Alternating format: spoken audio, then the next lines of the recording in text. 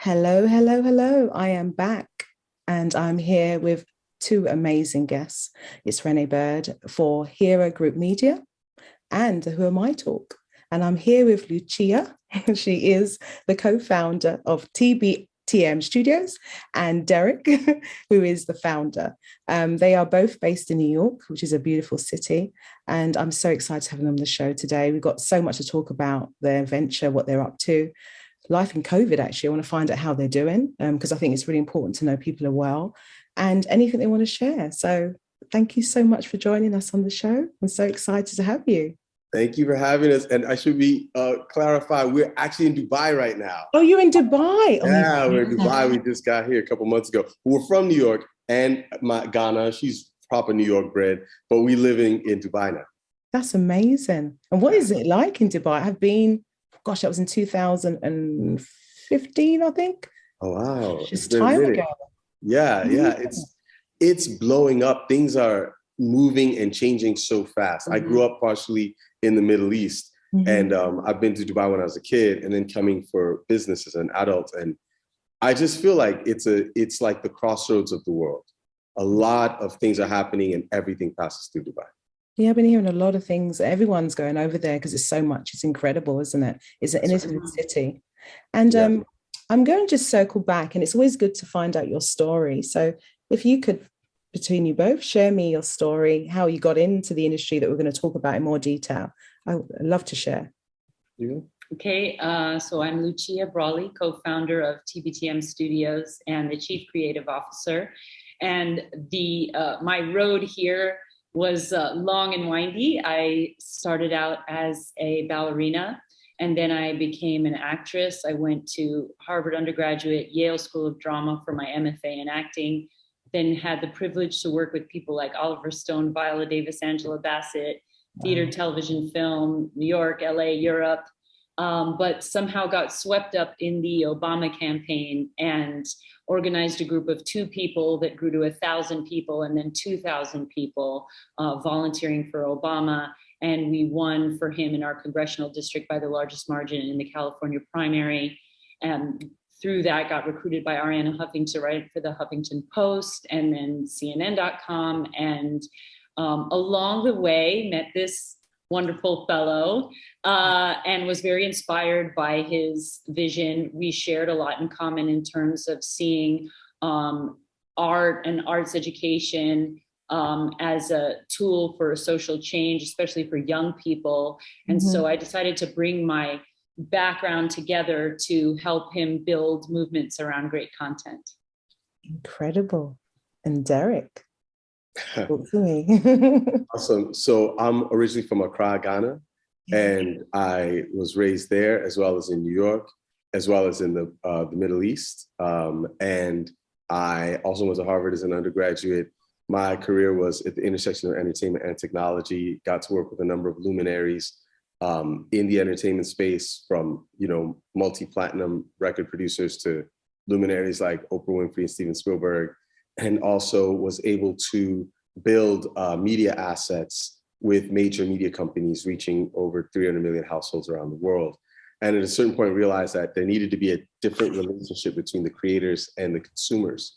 Nobody knows who's watching their content, and the major platforms will tell you how many watch, but they won't tell you who they are.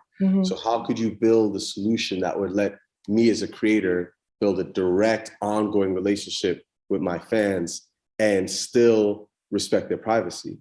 That was quite a challenge. So we recruited some folks that we knew from Harvard and from Google, and we built this company. And in a nutshell, TBTM Studios is the first studio built on a blockchain. It is structured to have the technical infrastructure to deal with distribution, analytics, payments, rewards, and actual production of high-end content targeting global youth audiences and letting their voices be heard in the content that is distributed through the platform. That's amazing. So your motivation behind the Take Back the Mic was for the young people? It was broader than that, or? Yeah, I mean, it's accessible to anybody. Like, we try to build stuff where, for the most part, our first media asset that we launched was a project called The Mic, which came out of Take Back the Mic. Right. And it basically is something that I could watch with, you know, my kids or my mom, right? My dad could sit there, my daughters could sit there, and it would be all good. Because we wanted to do stuff for the next generation, but we wanted it to be open, something that was going to represent the best of our cultures around the world. So we created this format, the mic, which is like if you had a competition show with a travel show, and you're going to see and discover the world through the eyes of the hottest up and coming dancers, singers, DJs, MCs. We tested in Latin America, got 2 Emmy nods for Outstanding Interactive Program. Then we released it on TV last year in Africa. You know, first 6 countries went super well, went to 10 countries and won a Global Telly Award, Gold and Silver, up against the biggest companies in the media industry. So it's now becoming a thing, and we have a lot of really cool stuff that comes from there. At the core, we're a tech company, but we build tools that empower the future of media for the audiences of the future. That's amazing. I mean, a lot of people, it's after you, Lucia. No, I was just going to say, and we just got the warmest welcome to Dubai because we were awarded the International Innovative Media Award at the Murex D'Or Awards, which is like the Oscars of the Middle East. And so, yeah, that was just in our first couple months in Dubai. So we're very grateful. Oh, congratulations. Thank you. That's amazing. I tell you, the whole digital space has just exploded. You know, who was to even know we was to go through something so traumatic, but that would actually, in a horrible way, but it would pivot and help the world to be so much more exposed than before. You know, how much more of a reach that you would have and how much availability, so much people were insular, were not able to really see what was happening on the landscape. And I'm really excited to see even further beyond on what we're doing. You know, what do you think? I'm trying to navigate, you know, NFTs, blockchain. Where's it all going to go, and what's the future? It's really interesting. Yeah, I mean, we think that the future is going to be quite fascinating, very exciting. It's going to move extremely fast. I think that what we're seeing happening in the blockchain space is just the tip of the iceberg. A lot of what's happened is you have people who have deep technical backgrounds building solutions for the world. But when it comes to how they deal with media assets, you don't usually have, or at least haven't, had people who had a deep understanding of the industry participating in the process. So there are a lot of issues when you look at some of the systems that are currently out there. You now have a whole lot of people in the entertainment industry taking the tech side much, much more seriously than they used to. Yes, and it's about time, right? And so you have a lot of folks that are building blockchain-related solutions that have deep understanding of the need state within various verticals across the entertainment industry. And so those solutions, from our perspective, are much more robust. Some people are trying to do stuff, you know, for the entirety of the planet, and that's all good too. But where we're interested is what happens when you really don't try to build the next Bitcoin. We're not trying to build the next Ethereum. We're trying to build really robust solutions for a $1 trillion industry. And if you do that effectively, then all of a sudden the way in which fans are rewarded, the way in which they engage, the way in which they can participate creatively, economically, the value of their engagement and how that value is shared and realized, and the opportunity for artists to effectively monetize their talent in ways that are secure and transparent. All of that is still coming down the pike. And we think it's going to be extremely powerful and transformative, where we're going to start to hear from not only new voices, but hear from them at a higher level. And that's what's exciting for us. Wow. That's amazing, guys. I mean, when you start thinking of where it was, you know, from a record and where it is now, you know, people were trying to get their head around streaming, and now it's moved into a whole different sphere. Right. And even being an artist, you know, it's so hard for us to previously earn money. Now the world is our oyster. We can now be out there. 100%. And even today, you know, certain platforms are very popular, very robust. But once you start looking at the unit economics of how the artists are compensated for the amount of engagement they drive, it's not that good, you know? Right. And it's become a sort of a fait accompli, or just the accepted, you know, facts on the ground that, yeah, you put your content on these platforms, they're going to drive ad revenue, and you're not going to see much of it. That's correct. And that's just the way it is because they invest in the platform. And what we think is interesting is as you start having these more decentralized models, there's a lot of really interesting ways in which artists, creators, fans can collaborate, connect, engage, and build community in ways that are mutually beneficial. And that, I think, is more the future. It doesn't mean that there won't still be big players in the industry. It means that more people will begin to realize a benefit from being participants, not just the product. Totally agree. I mean, what's even exciting is now we have so many variants of music, and I've seen a literally explosion on the Afrobeats market, obviously the Latin market, where people didn't realize that the musicians and the musicianship that comes out of those demographics is out of this world. Oh, wow. And I remember a family member who's also in the music industry said the biggest act will come from Africa. And look what we're seeing. Look what we're seeing. Right. And I think it's just the beginning too. I mean, what you've pinpointed is so right, because what you're talking about is actually ancient, right? People, period, but culture and music comes from Africa originally. And then all the coolest music around the world has its origins in Africa, everything from samba, salsa, rap, rock and roll, jazz, you name it, right?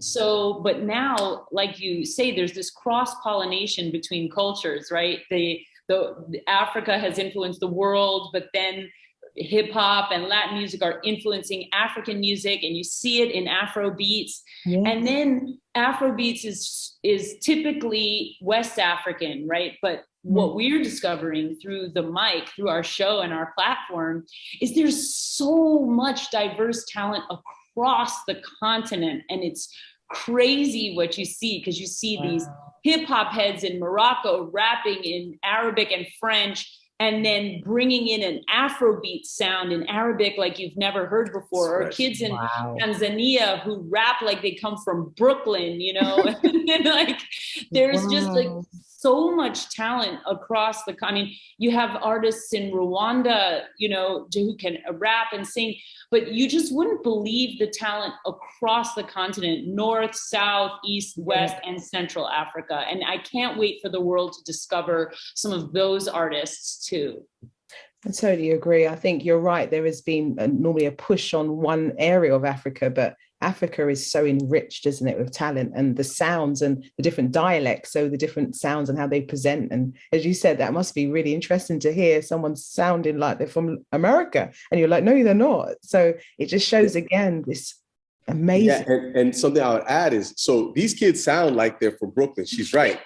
But they'll like flow in like 2 or 3 different languages. Yeah. Wow. They'll just switch to Swahili. So all of a sudden you realize that, oh, wait, hold up. Mm-hmm. It's crazy. I seen this kid rapping in English, Swahili, and Spanish like it was nothing. Nothing. Yeah, see? Absolutely. So it's a very interesting time. Mm-hmm. And, being from Ghana, I'm looking at Africa as the next engine of global cultural growth. Absolutely. I think there's so much that's coming from the continent right now, but there's so much in the wings. Like you see the energy and the level of talent and just waiting for the infrastructure to really blossom. And that's kind of what we're interested in, is providing that kind of infrastructure and partnering with all kinds of other people that are doing so. And, having left the US and being, first in Mauritius, now in Dubai, back and forth to the continent, working with teams all across East, West, Southern, North Africa, it is absolutely mind-blowing what's going down. And I think it is going to, in the next 5 years, you're going to see a whole different perception of the continent based upon the way in which we tell our own stories. And I just want to speak about Take Back the Mic and your content. What did you decide to create your own original content to be featured on the platforms? When did this conceptualization happen? This is a great question. So like I said, we started out on the technology side and we were just, working on engineering solution. We thought it was going to be a SaaS, a software as a service, to help people better understand and engage with their audience. And then we built the alpha product and we're like, oh, wow, check this out. And we're like, wait, there's nothing for people to see. They can't see what it actually does. Like, okay, we got to do something to demonstrate it.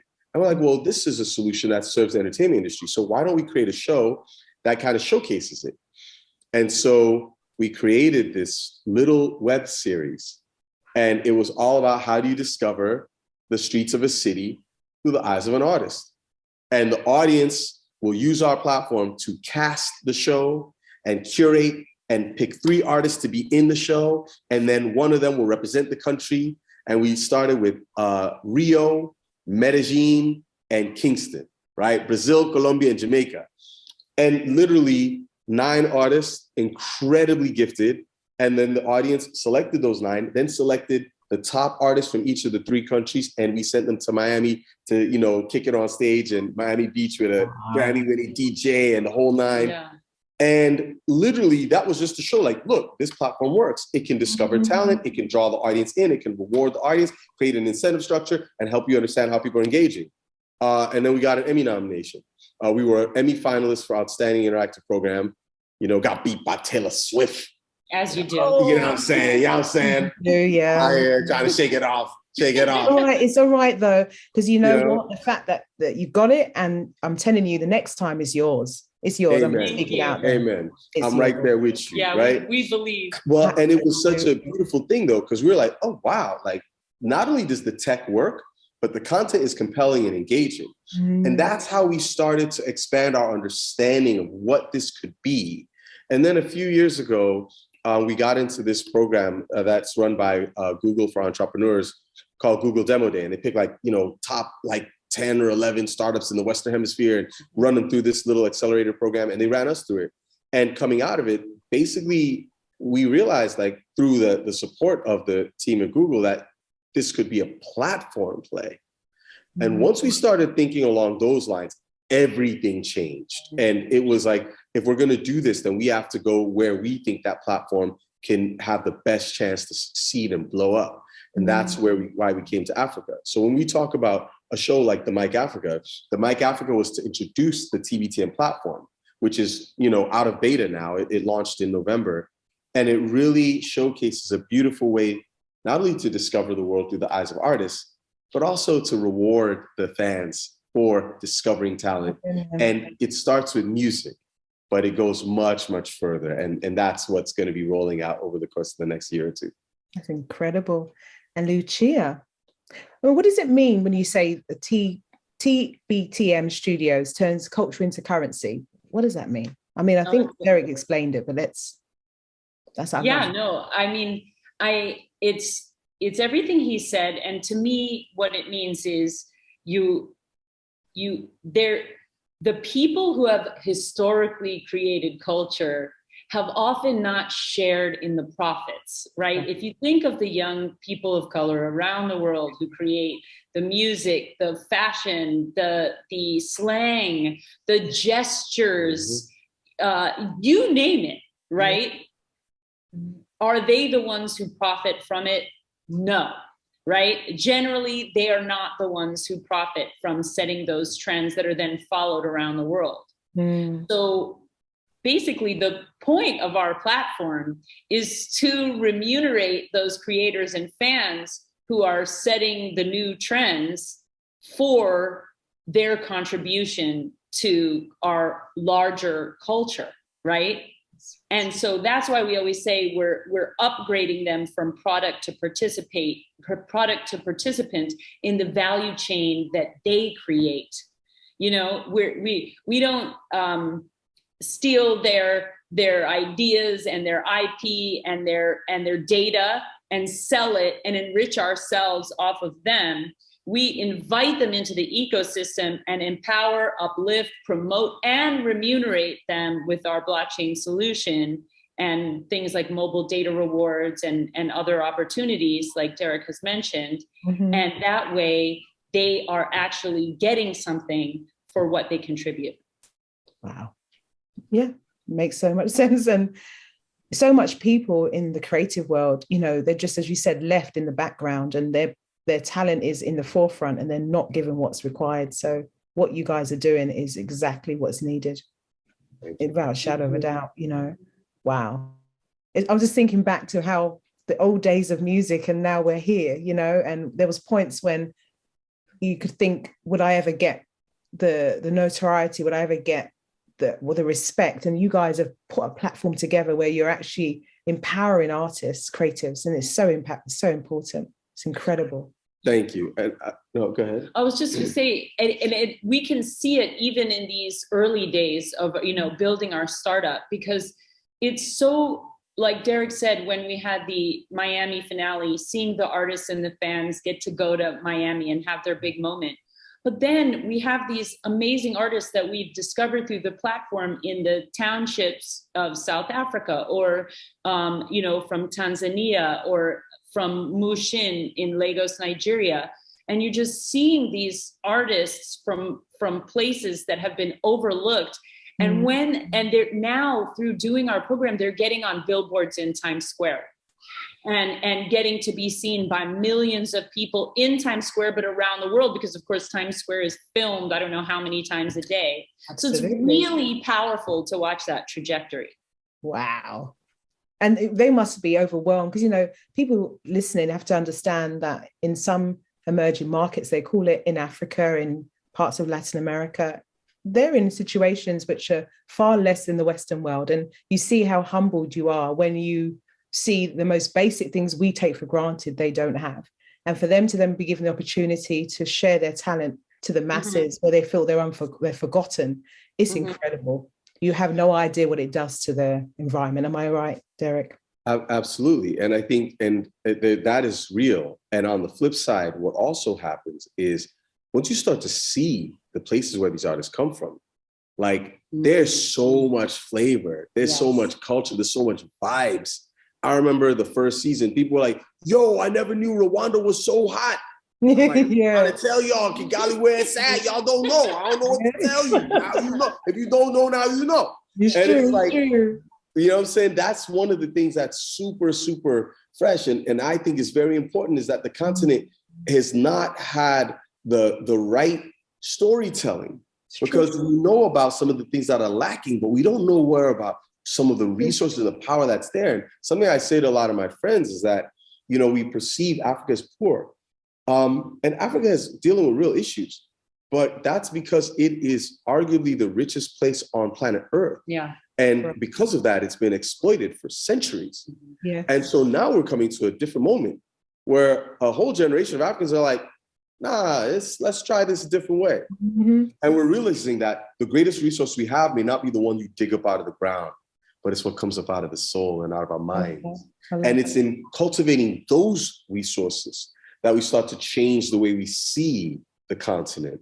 And as you change the way you see the continent, you change the way we see ourselves, the way other people see us, and you start to have a different kind of conversation about what is culture, what is opportunity, what are the ways in which we can engage through mutual respect and opportunity, rather than the previous charity model, which leaves you decades under charity, no progress, right? I just think that a lot of us want something different, and we're demanding it, and we're making it happen, regardless of the ways that things work.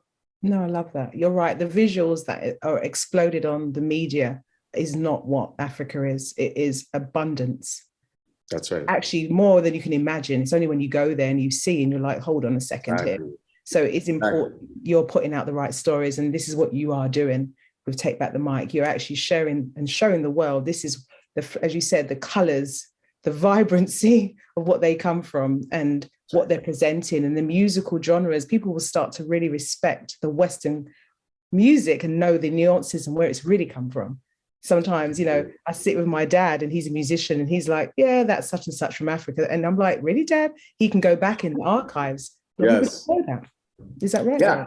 And people don't see those correlations. Musicians know it, but the general public doesn't. No. And when you think about what's happening, like, I feel like music is such a powerful way of bridging the gap between people. So even though we know music is where we've begun, we've already started doing things that expand beyond that, and we'll announce more of them later, but it's always going to be at the core. Why? Because it's a language that speaks to your soul, from one soul to another.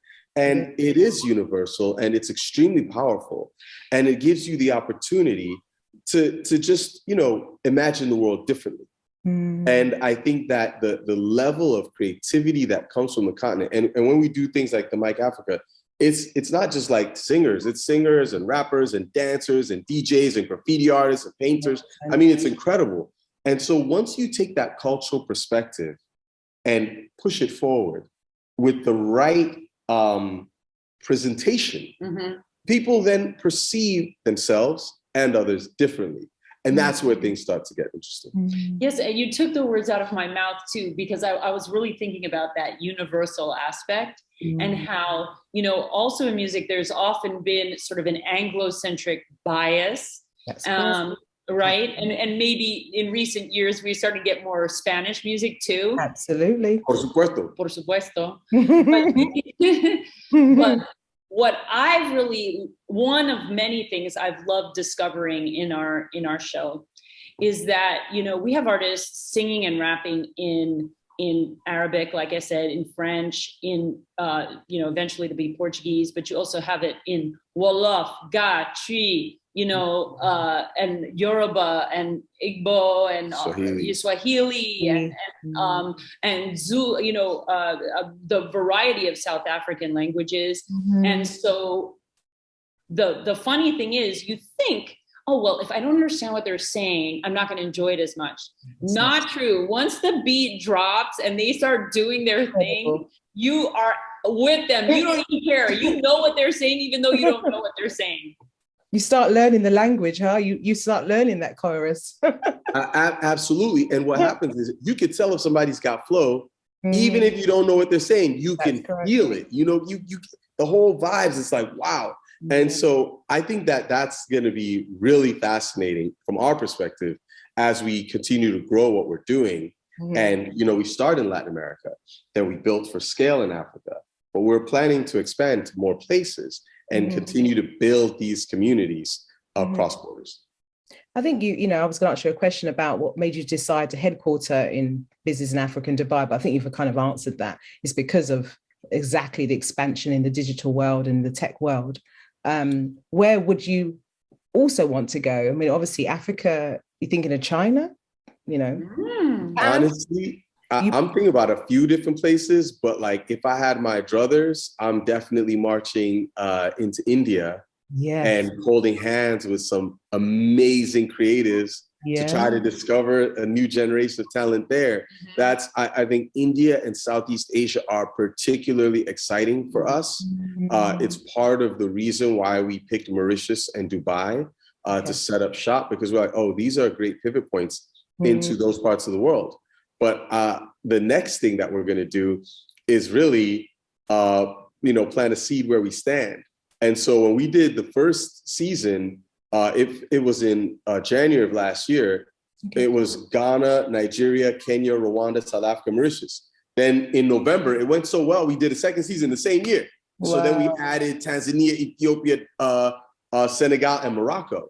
And looking at what was happening in Morocco, it was like, yo, this is crazy. And having grown up in the Middle East and having done a bunch of stuff related to hip hop in the region, we thought, wouldn't it be fly to do something here? So the next version of the mic that will launch after the third season of the Mic Africa will be the Mic MENA. And it'll be covering and exploring the Arabic-speaking communities. And when you hear how these kids get down, it's crazy. Yeah, so those are some of the things that I'm thinking about. But we're looking at the whole world. You know, there's no stone that will ultimately be left unturned, but we're just starting where we at. Yeah. Of course. No, it's amazing. A global disruption. That's the word, isn't it? The global disruption. And I was going to ask you, you know, what's next? I think you told me, but is there anything else you can share that's not embargoed or anything? Is there a film? Is there going to be a Netflix classic? I can just see it blowing up. Talk to me. She read our secret documents. She knows the whole. I know it. There's, you know, there's a lot of stuff coming. We can't announce a lot of it yet, but there's some very good things that are happening. There's going to be a major announcement probably within the next, you know, month or two that is of significance, and then there will be a series of them coming out over the next 6 to 9 months. So things are growing fast for us. We're very, very happy. We have worked really hard to try to build something that was authentic and that was scalable, but also rooted in community. And I believe we've done that, and you're going to see the results. That's incredible. And just before I let you go, because it's been a great time, guys, isn't it? They're just doing incredible things. I just want to get you to take a moment. I think it's always good to pause. And I want to think about, I think you guys have done incredible things. You've changed people's worlds, literally. You've gone into countries and discovered talent that would have been hidden, as they said, underneath. You know, they say the diamond in the rough. I wanted to find out about the warrior in you. I'm going to ask you to do something that's not been done before. Just to close your eyes for a second, okay? And I want you to think about something. You've been fighting for things you believe in. And I want you to think of and share a story where you were a warrior of the light, okay? And yeah, I want you to open your eyes and tell me when you've done this. Well, if I think of myself as a warrior of the light, I think that the power that I would bring to the table is the ability to channel my voice and anyone's voice to massive amplification. Because the thing that's happened for me is I came from a humble background, but I had a world of opportunity from people who gave up a lot so that I could have more than they did. Yeah. And the way I was raised is that you don't just take your power and go off and shine alone. My mother taught me that if you have a light, you light it up that piece of the world where you are, and you shine for others and you light their candle. Whether you were gifted a lighter or a flamethrower, yeah, you help other people to shine brighter too. So my power would be to amplify all of those around me. That's amazing, Derrick. Wow. Lucia, what's your War of the Light story? Well, I would say my children have really made me a warrior of the light. Amazing. Even before they were born, it's why I was working for, to get Obama elected. Wow. And then since they've been born, everything I do is try to create the world that I want them to inherit. Yeah. And try to turn them into warriors of the light who also keep passing the torch forward and forward and forward to a better world. And I believe that music and creativity are key ways to do that, because most of the time they hurt no one and they uplift everyone. I love that. That's amazing, ladies and gentlemen. Well, how incredible. What's your War of the Light story? I'd love to hear. And it's been amazing to have you both on the show. I don't want to go. We've been talking and having a good chat. I know, we just kicking it, what I'm saying? It's all good. Yeah, I should have brought a little scissor one day. Yeah. It's been amazing. You guys are incredible what you're doing. And how can someone connect with you? What people listening, they want to be a part of your team. They want to be a part of the, bring back the mic. They want to do all of that. Well, how can they connect with you? No doubt. So the simplest way is go to takebackthemic.com, takebackthemic.com, yes, and check up, sign up. You can see the charts. You can see what's trending. You can discover we now have a little weekly roundup introducing hot new talents. Wow. And later this year, we're going to develop or deploy the next iteration of everything. And so getting involved now is going to be great for those who will then get to discover what's coming. It's incredible. And it's been an absolute pleasure. And I'm really excited to see what the future holds for you guys. I think this is a name that we're going to see. You are going to win all the awards, that everything's going to happen for you guys. Because, it's not very special when you are doing something with purpose, and everything you're about, your company is about purpose. And that is incredible. So I have no doubt in my mind that there'll be a name that everyone will be talking about. Amen and hallelujah from your lips, God's ears. Amen. Definitely. Thank you so much for joining me.